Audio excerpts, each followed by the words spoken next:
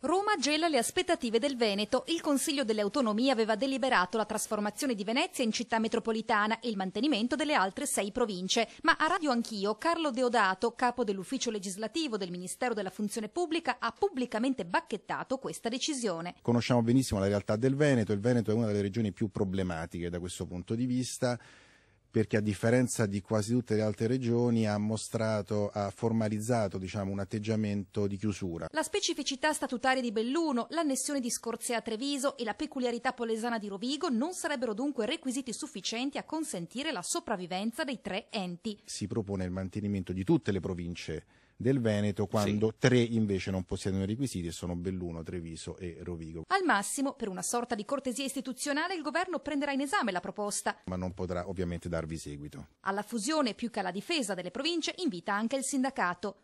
La UIL ha deciso di iniziare la possibilità di mettere insieme alcune province. Per quanto ci riguarda il Veneto e per quanto riguarda la UIL di Treviso, metteremo insieme Belluno, Treviso e un pezzo di Venezia. E a proposito di tagli, il governatore Luca Zaia ha partecipato a Roma alla conferenza delle regioni che ha valutato favorevolmente il decreto del governo per il contenimento dei costi della politica. Nel pacchetto anche le sanzioni per gli enti che non si atterranno alle disposizioni sulla trasparenza. Io non sono per i semplici richiami, ha detto il trevigiano. Se un presidente o il consiglio non applica la legge, deve essere commissariato.